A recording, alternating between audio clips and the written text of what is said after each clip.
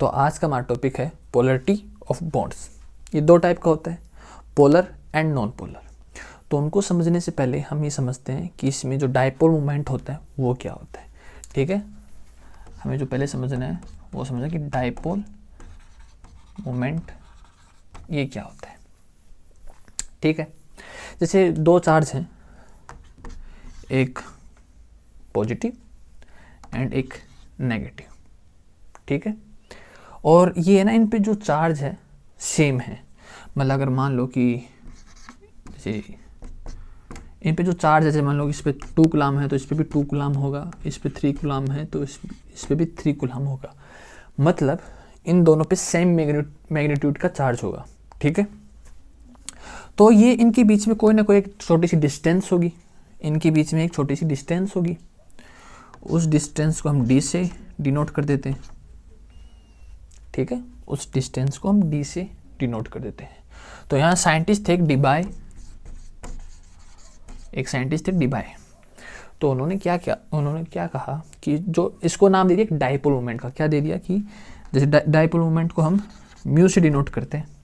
ठीक है, तो उन्होंने कहा कि तो जो दो चार्ज हैं सेम मैग्नीट्यूड का चार्ज होना चाहिए। ये रिमेंबर रखना कि दोनों पे सेम चार्ज होना चाहिए, डिफरेंट अलग अलग नहीं, तब यहाँ पर डायपोल मोमेंट का काम नहीं होगा। तो उन्होंने कहा कि जो इन दोनों की जो नेगेटिव है और जो पॉजिटिव है, इन पर जो चार्ज है उसको ले लो और मल्टीप्लाई कर लो इन दोनों के बीच की डिस्टेंस को। इसे हम कहते हैं डायपोल मोमेंट। ठीक है, इसे हम कहते हैं डायपोल मोमेंट। ठीक है, सिंपल है, ज़्यादा इसमें कुछ है भी नहीं कि दो चार्ज होगी इस यूनिवर्स में। अब पता है positive negative, negative positive, sorry positive दो ही चार्ज मिलते हैं अपने को, कुछ न्यूट्रल मिलते हैं जिनका कोई लेना देना नहीं इस दुनिया से। तो जैसे पॉजिटिव नेगेटिव इनके बीच में कोई चार्ज होगा और इनके बीच की कोई डिस्टेंस होगी, उसी को हम मल्टीप्लाई करके बोलते हैं, ये हो गया डायपोल मोमेंट। हाँ, एक्चुअली डायपोल मोमेंट ही इस जो पोलरिटी ऑफ बॉन्ड्स है इसका जो मेन टॉपिक है वो इस डायपोल मोमेंट से ही डिफाइन होता है। ठीक है, अब इसकी एसआई जो यूनिट होती है वो भी देख लेते हैं। तो अगर देखो तो कूलम क्या है, सॉरी क्यू क्या है, चार्ज, और चार्ज को हम कूलम से डिनोट करते हैं। कूलम चार्ज की एसआई यूनिट होती है कूलम। ठीक है, डिस्टेंस क्या होती है, सेंटीमीटर भी ले सकते हैं, मीटर भी ले सकते हैं, किलोमीटर भी ले सकते हैं, तो यहाँ पर मीटर ले लेते हैं। ठीक है, तो अगर देखें तो कूलम मीटर। ठीक है, तो जो अपने साइंटिस्ट थे डिबाय, उन्होंने अपनी एक बात और खुद की भी रखी कि खुद का नाम कैसे फेमस करना है। तो मतलब खुद को क्रेडिट देने के लिए उन्होंने क्या किया कि उन्होंने कहा कि एक डिबाई में कितना डायपोल मोमेंट होगा, एक डिबाई में कितना डायपोल मोमेंट होगा। तो उसकी उन्होंने एक वैल्यू भी दी, 3.33564 × 10⁻³ कूलम मीटर। ठीक है, तो उन्होंने बताया, देखो उन्होंने कहा कि कोई भी पॉजिटिव चार्ज होगा, कोई भी नेगेटिव चार्ज होगा, सेम मैग्नीट्यूड के चार्ज होगा, बीच में कोई डिस्टेंस होगी, यहाँ पर कोई डायपोल मोमेंट क्रिएट होगा। उस डायपोल मोमेंट को उन्होंने एक फॉर्मूला दिया और उन्होंने कहा कि जो एक डिबाई होगा उसमें इतना डायपोल मोमेंट होगा। उन्होंने एक ये वैल्यू दी। तो एक्चुअली जहाँ कहीं भी हम कोई भी टॉपिक में कोई भी मॉलिक्यूल में या आपस में जो एटम बन रहे हैं, तो उनके बीच में जो भी डायपोल मोमेंट होगा ना, उसको हम डिबाई से डिनोट कर, मतलब डिबाई की फॉर्म में लाने की कोशिश करेंगे। इसलिए बस ये वैल्यू याद रखनी है आपको, अगर डिबाई फॉर्म में कन्वर्ट करना हो तो ये वैल्यू आपको याद रखनी होगी। ठीक है, तो अब हम समझते हैं, आई थिंक आपको समझ में आ गया होगा कि क्या है ये डायपोल मोमेंट क्या होता है। अब इसमें दो टाइप में इसको डिवाइड करता है, पोलरिटी है दो टाइप में होगी, पोलर एंड नॉन पोलर। तो हम उसको और देख लेते हैं। ठीक है, तो हम डायपोल मोमेंट तो समझ चुके हैं।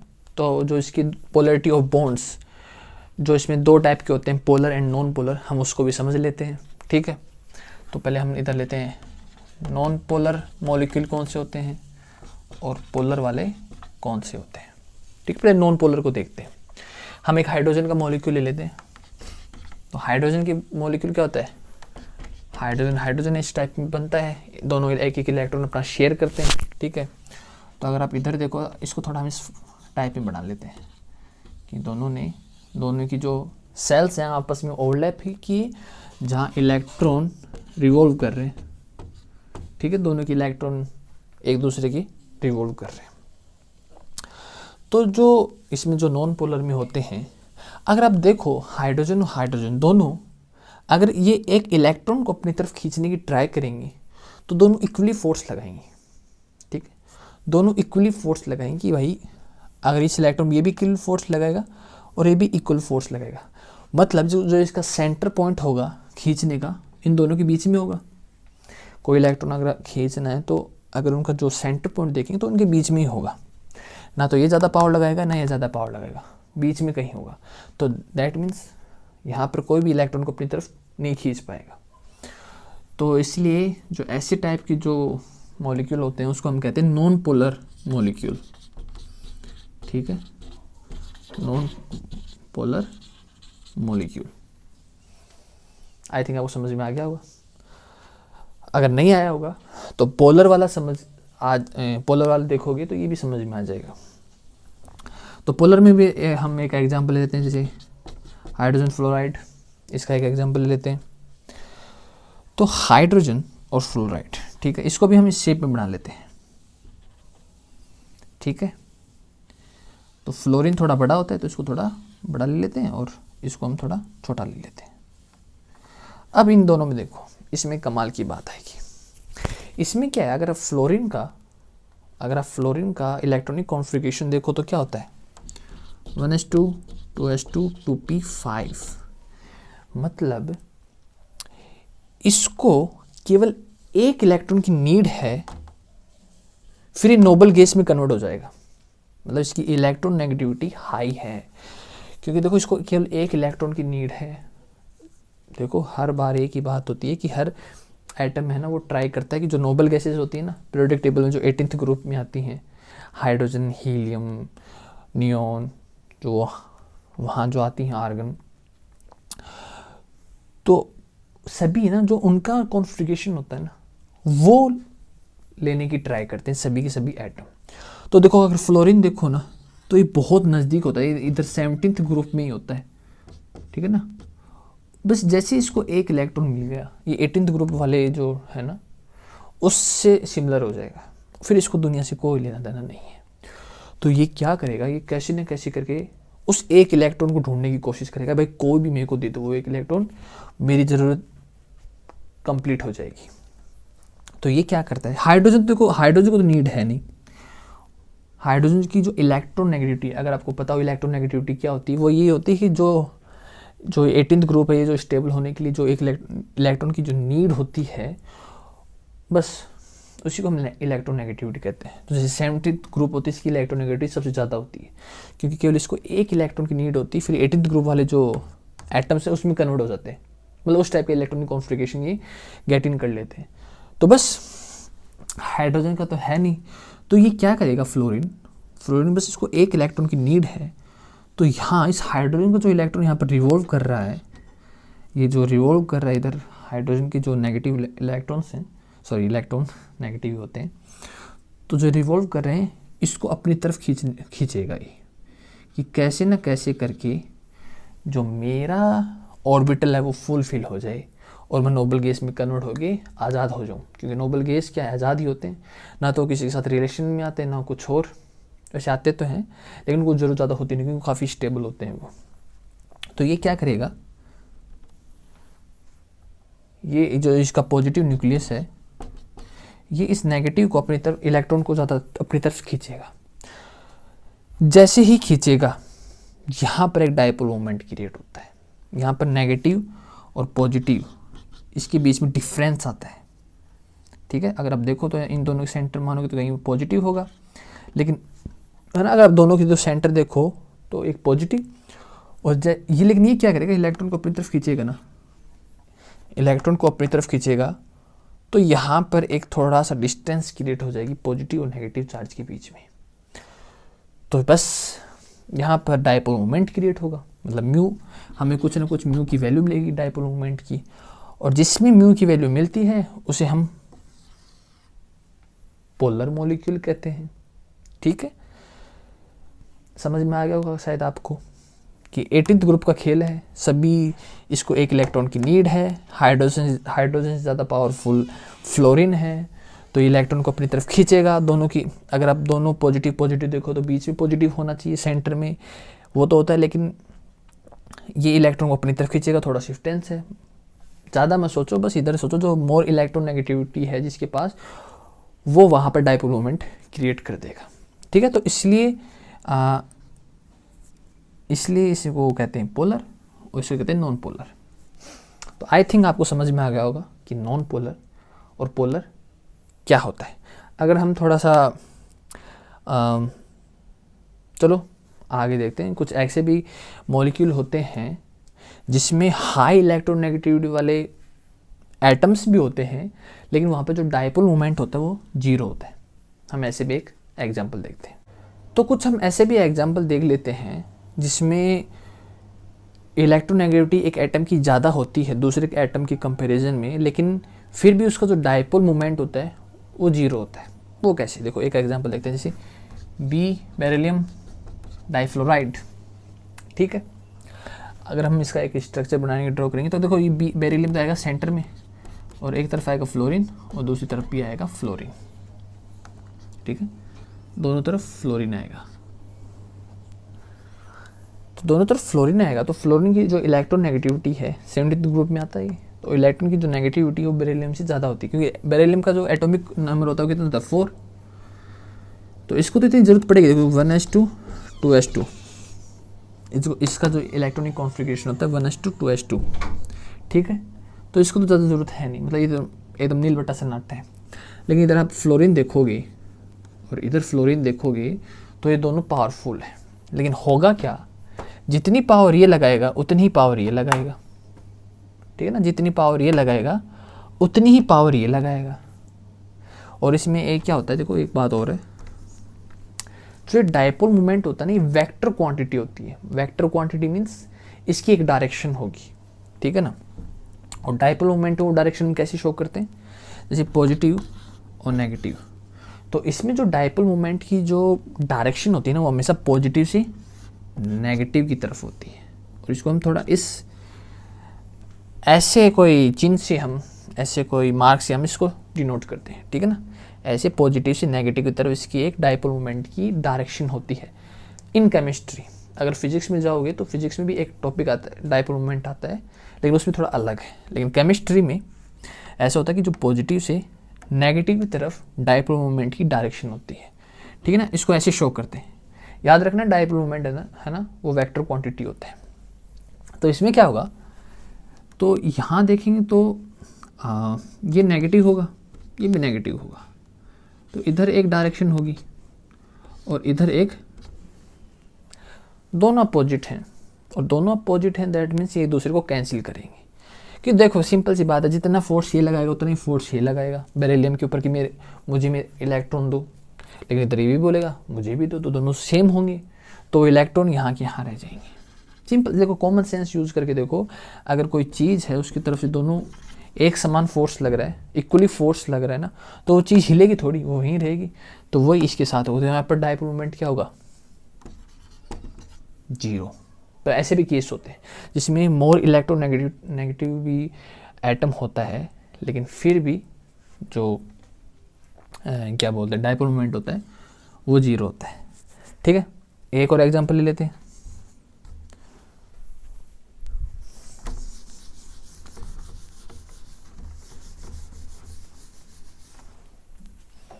अगर हम एक और एग्जांपल देखें, जैसे BF3 बोरॉन ट्राइफ्लोराइड, तो अगर हम इसको देखें तो ये कुछ इस टाइप का होता है, फ्लोरीन फ्लोरीन, और इन सभी के बीच में 120 डिग्री का एंगल होता है, मतलब इक्वल एंगल होता है तीनों के बीच में, एक भी ऊपर नीचे नहीं है। अगर एक भी ऊपर नीचे कोई एंगल हो तो फ़र्क पड़ेगा। जो डाइपोल मोमेंट है ना, उसका शेप है किस टाइप में, जो एटम्स अरेंजमेंट है इस पर भी डिपेंड करता है, लेकिन वो हम थोड़ा दूसरे एग्जाम्पल में देखते हैं। तो यहाँ देखो ये पॉजिटिव है, ये नेगेटिव है, तो इसका डाइपोल मोमेंट किधर होगा, इधर, इसका किधर होगा, इधर, और इसका किधर होगा, इधर।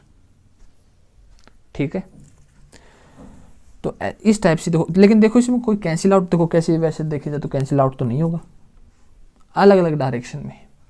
लेकिन हमें पता है कि डायपोल मोमेंट जो होता है वो वेक्टर क्वांटिटी होता है, और अगर वेक्टर की फॉर्म में जाओ तो वेक्टर की फॉर्म में क्या होता है, अगर एक इस तरफ में है कोई, एक इस तरफ में कोई पार्टिकल, तो अगर इनको हम तीनों को ऐड करना हो तो हम क्या करते हैं, इसकी हेड है, जो इसका हेड है, इसका ये तीर वाला निशान है, इसकी टेल से, ये जो पीछे है, इससे हम कनेक्ट कर देते हैं।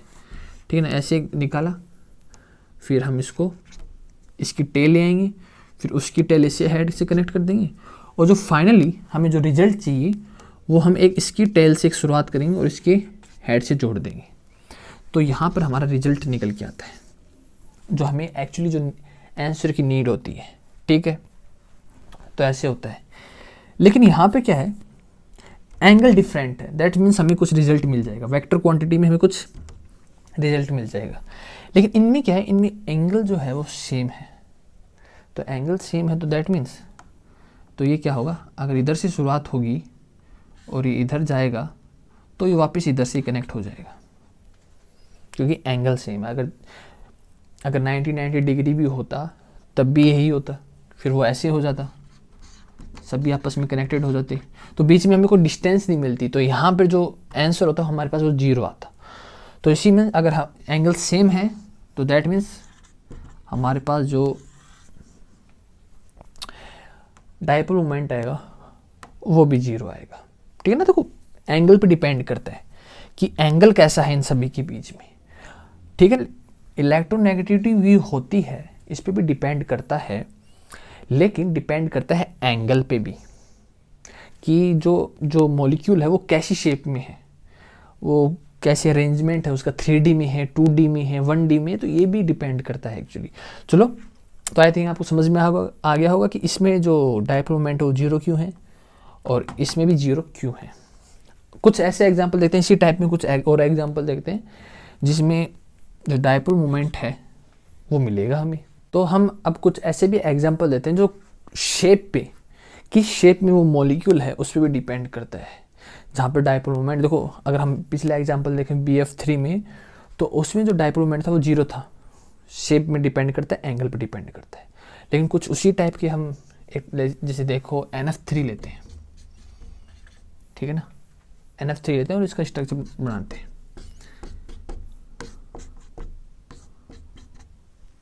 ठीक है, वही मोर इलेक्ट्रोनेगेटिविटी कौन है, मतलब किसको इलेक्ट्रॉन की ज़्यादा ज़रूरत है स्टेबल होने के लिए, नोबल गैसेस वाला जो इलेक्ट्रॉनिक कॉन्फ़िगरेशन वो गेट इन करने के लिए, फ्लोरीन।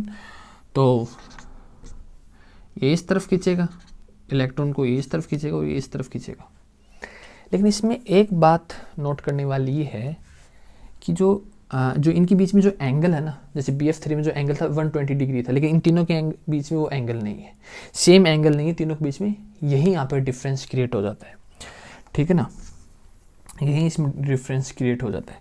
वैसे अगर आप नाइट्रोजन को देखो तो नाइट्रोजन में ट्रिपल बॉन्ड तो है, लेकिन इसके पास क्या होता है, 2 लॉन्ग पेयर भी होते हैं। बोरॉन के पास नहीं थे, BF3 जो एग्जाम्पल था ना, इसमें इसके पास जो 3 इलेक्ट्रॉन्स ही थे, लेकिन इसके पास है ना 2 इलेक्ट्रॉन एक्स्ट्रा रहते हैं। ठीक है ना, 2 इलेक्ट्रॉन इसके पास एक्स्ट्रा लोन पेयर में रहते हैं। तो ये क्या करते हैं, जो ये बॉन्ड क्रिएट करते हैं ना आपस में, इधर ये बॉन्ड क्रिएट कर रहे हैं, एंगल क्यों चेंज होता है वो बता रहा हूँ। जो ये बॉन्ड क्रिएट करते हैं, बोरोन में तो कोई लोन पेयर नहीं था, नाइट्रोजन में तो नाइट्रोजन की जो लोन पेयर हैं, जो 2 इलेक्ट्रॉन फर्क डालेंगे, तो जो ये बॉन्ड बनाते हैं ना फ्लोरीन के साथ, तो ये लोन पेयर क्या करते हैं, इनको इफेक्ट करते हैं इन बॉन्ड्स को। ठीक है ना, ये क्या करते हैं, इन बॉन्ड्स को थोड़ा सा इफेक्ट डालते हैं, और इफेक्ट डालते हैं तो क्या होता है, इनमें ये थोड़ा सा अपनी डायरेक्शन चेंज करते हैं। एक्चुअली ये अपनी थोड़ी सी डायरेक्शन चेंज करते हैं, और डायरेक्शन चेंज के चक्कर में इनके बीच में जो एंगल होता है वो हमें डिफरेंट मिलता है बिकॉज ऑफ लोन पेयर। और थोड़ा सा बताओ किस शेप में आ जाती है, पिरामिड की शेप में आ जाते हैं। अगर आप देखो पिरामिड की शेप देखो 3D, मतलब अगर आपने कभी प्रिज्म देखा हो या पिरामिड देखे हो इजिप्ट के हैं, तो इस टाइप में हो जाता है एक्चुअली। ऊपर तो अपने नाइट्रोजन बैठा रहता है, और आप इसको 3D में देखो तो यहाँ पे ये पीछे की तरफ है, ये फ्लोरीन ना, ये नीचे नहीं है, ये पीछे की तरफ है, मतलब ऊपर अपना नाइट्रोजन है, एक तरफ इधर फ्लोरीन, इधर फ्लोरीन, इधर फ्लोरीन, पिरामिड की तरह हो जाता है। तो तीनों क्या करते हैं, फर्क कौन डाल रहे हैं यहाँ पर, बोरॉन के केस में कोई लोन पेयर नहीं था तो एंगल सेम था, लेकिन यहाँ पर लोन पेयर है तो ये डिफरेंट इसमें फ़र्क डालेगा। तो फ़र्क डालेगा तो इसकी शेप चेंज होगी, एंगल चेंज होगा। तो ये क्या होगा, यहाँ पर फ्लोरीन ये अपनी तरफ अब इसको खींचेगा और ये आपको इस तरफ खींचेगा और ये इस तरफ खींचेगा, ठीक है। ये आपस में इस तरफ, मतलब ऐसे मान लो पिरामिड, अगर फिर भी नहीं समझ में आया हो कि ऊपर जो रूफ है इस पे कुछ बंधा हुआ है और यहाँ पे 3 बंदे खड़े हैं और उसको खींचने की ट्राई कर रहे हैं, ऐसे भी समझ में आ गया शायद आपको।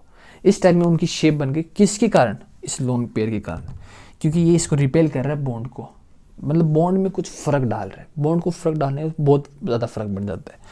तो यहीं पर इसमें कुछ डायपोल मोमेंट क्रिएट होगा जो होता है 0.23 डिबाई, ठीक है ना, 0.23 डिवाइड। ये कम क्यों होता है, ये थोड़ा सा लोन पेयर का भी फर्क पड़ जाता है इसमें, क्योंकि ये इतना खींच रहे हैं ना, तो लोन पेयर फ्री है तो उसका भी इसमें फ़र्क पड़ जाता है, ठीक है ना। फ्री इलेक्ट्रॉन्स का भी अलग फ़र्क पड़ता है, बॉन्डेड का अलग फ़र्क पड़ता है। अगर आप एक और एग्जांपल देखो, यही इस चीज़ में हेल्प भी करते हैं बढ़ाने में।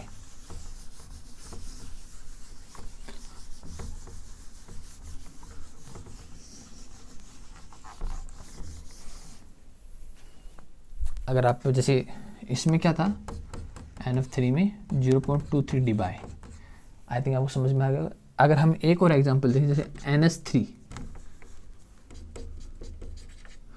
अगर इसमें देखें वही शेप है, ठीक है, वही बॉन्ड क्रिएट कर रहे हैं और वहीं पर ये इसके पास लोन पेयर है। लोन पेयर है तो वापस नाइट्रोजन क्या करेगा, इन बॉन्ड पे इफेक्ट डालेगा, इनको रिपेल करने की ट्राई करेगा, और रिपेल करने की ट्राई करेगा तो इनके जो एंगल है बीच में वो थोड़ा चेंज होगा, सेम नहीं रहेगा, चेंज होगा, वापस ये पिरामिड की शेप ले लेगा, वापस ये पिरामिड की शेप ले लेगा, ठीक है ना, समझ गए पिरामिड की शेप, ठीक है ना, पिरामिड,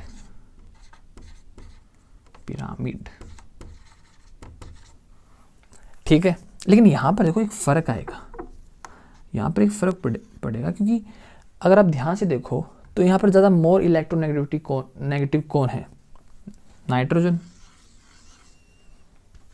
मोर इलेक्ट्रोनेगेटिविटी ये है। तो ये क्या करेगा, जो हाइड्रोजन के जो इलेक्ट्रॉन्स है ना उनको अपनी तरफ खींचने की ट्राई करेगा, तो ये इस तरफ जाएगा।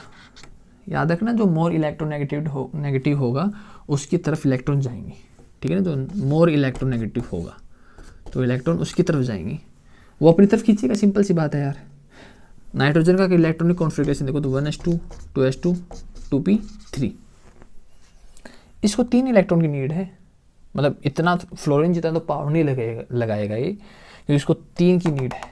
लेकिन हाइड्रोजन का तो क्या जा रहा है भाई, इसको तो 2 इलेक्ट्रॉन की नीड होती है 1s2, तो इसका तो कोई लेना देना नहीं है। लेकिन नाइट्रोजन अगर 3 मिल जाए तो बहुत ही बढ़िया है, कुछ खालीपन ही नहीं रहेगा ज़िंदगी में, मज़ा ही मज़ा है। तो वहीं ये अपनी तरफ इलेक्ट्रॉन को खींचेगा, यहाँ पर हाइड्रोजन वालों को इलेक्ट्रॉन को अपनी तरफ खींचेगा।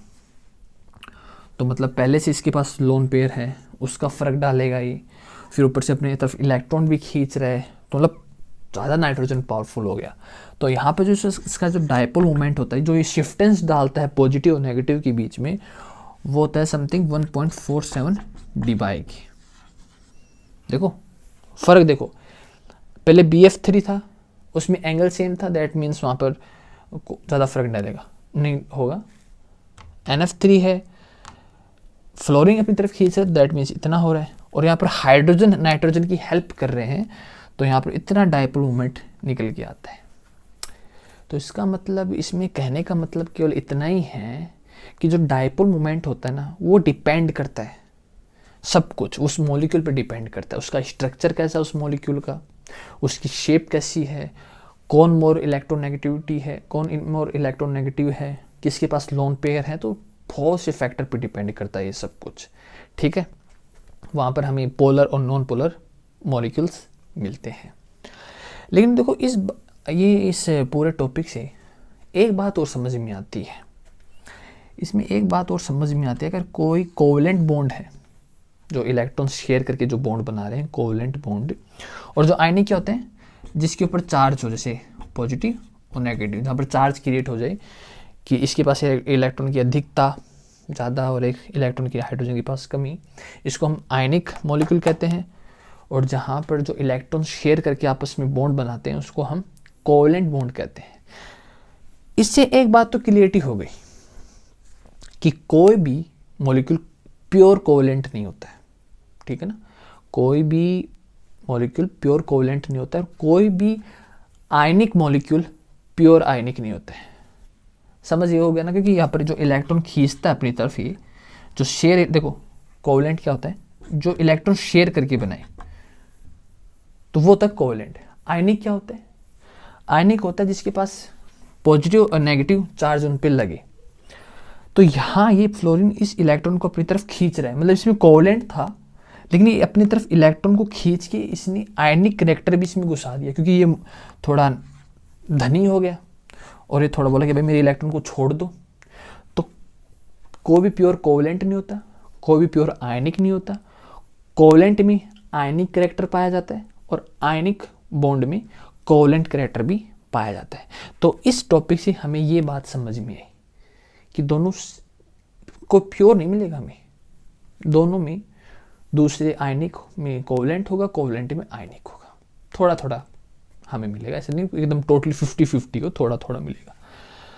तो आई थिंक ये डायपोल मोमेंट वाला जो पोलरिटी ऑफ बॉन्ड्स है, polar non polar dipole moment, I think आपको समझ में आ गया होगा।